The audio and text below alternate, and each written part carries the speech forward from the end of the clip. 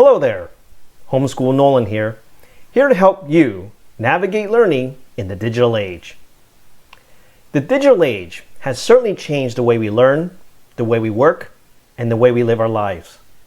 And it's all made possible because of what I believe was the greatest scientific achievement of the 20th century, the computer chip, and the ability to squeeze millions and millions of tiny transistors and circuits onto a tiny piece of silicon.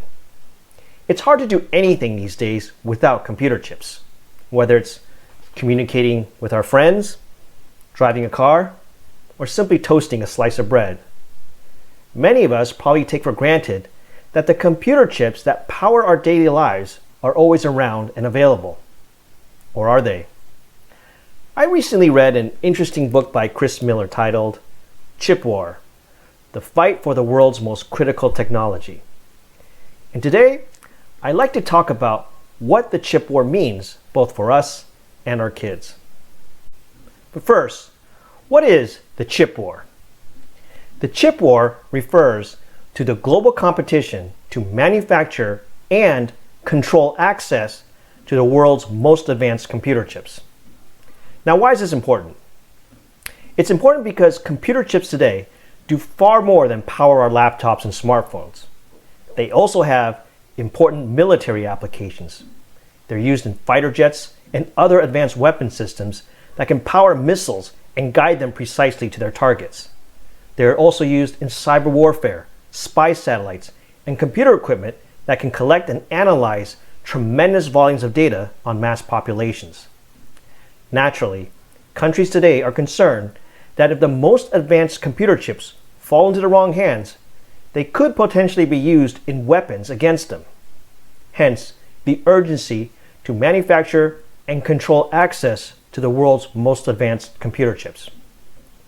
Now, if there's a front line in the chip war, it would have to be the island of Taiwan, where over 90% of the most advanced computer chips are manufactured. They are manufactured by a company named Taiwan Semiconductor Manufacturing, or TSMC. And if you follow the news, you know that Taiwan is also the potential front line for a very real military war with China. If war were to break out in Taiwan, the entire world's supply of computer chips would be disrupted, and this would plunge the global economy into chaos. Hence, the race to manufacture and control the supply chain for the world's most advanced computer chips. So what does this mean for all of us? While reading Chris Miller's book, I came away with two important takeaways that I'd like to share with you. First, globalization is still critical for the chip industry. Now, what do I mean by that? Well, in a previous video not long ago, I talked about how deglobalization, or the trend towards moving manufacturing back to or closer to your own country and making yourself less vulnerable to global supply chains, has become a real trend that accelerated since the COVID-19 pandemic. And this trend of moving factories closer to home and to your customers includes chip companies like Intel and TSMC, who have both begun building new chip factories here in the United States. But an important thing I learned is that regardless of where you put a chip factory, there is no one company and no one country in the world that can produce the world's most advanced computer chips. Take TSMC, for example. People know it manufactures over 90% of the world's most advanced chips. But in order to manufacture these chips, TSMC still relies on tools and components from other companies around the world. For example, before you can build a chip, you need to design it. And the special chip design software they use comes from Silicon Valley.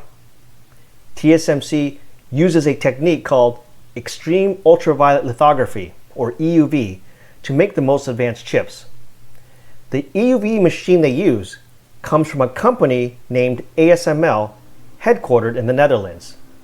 Each of these machines contain hundreds of thousands of parts, mostly from other companies. For example, they use extremely smooth mirrors that are made in Germany and a special laser that comes from a company in San Diego, California. The example of TSMC alone shows just how critical globalization and global supply chains continue to be in maintaining the digital world we live in. Now, the second major takeaway I get from chip war, which I think especially applies to our kids, is that hard sciences are more important than ever. When I say hard sciences, I'm mostly referring to the fundamental natural sciences of physics and chemistry. While studying the chip industry, I couldn't help noticing just how important physics and chemistry are to making computer chips. For example, EUV lithography is all about using light to etch out billions of transistors and tiny circuits onto a small piece of silicon about the size of your fingernail. This technique uses special lasers based on carbon dioxide. Manufacturing computer chips requires the purest metals, the most powerful lasers, and the most precise sensors. All of this really pushes the known laws of physics and chemistry. So, even if you were to build a new factory, say in Arizona or Texas, you still need the scientists and engineers who can work it. And there are really only a handful of people in the entire world today who know how to both build and operate the machinery, the tools, and the software that need to come together to manufacture computer chips on a large scale. So what does this mean for our kids?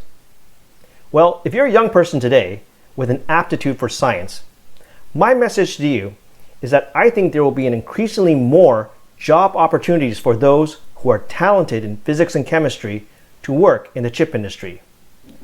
Contrast this to the past 20 years when there's been so much emphasis on learning how to code and developing software. Now don't get me wrong, coding and software is still important, but software needs hardware to run on. And given the current world events, we can no longer take for granted that the chips that software runs on will always be available. The world will need more young people in the years ahead who have the skills, not just in coding, but also in physics, chemistry, and other hard, rigorous sciences to help build the next generation of computer chips. By the way, if you're looking for an online platform to help you learn physics, chemistry, and other subjects, check out study.com. Study.com has over 83,000 engaging videos teaching English, math, science, social studies, and many other subjects. I use study.com for my son, and I find it to be the perfect platform for supporting your homeschooling and supplemental learning. Use the coupon code HOMESchoolNolan and get 30% off for 3 months. Check out study.com today. So in closing, I believe we are living in very interesting and fast-changing times. But great change can also bring great opportunity. And the chip war illustrates how there is still great opportunity ahead for those interested in science and technology. And I hope this video has helped you both appreciate and how you might be able to make a difference in this field. Let me know what you think in the comments below. And don't forget to click subscribe for more videos like this one. Thank you for watching. I'll see you next time.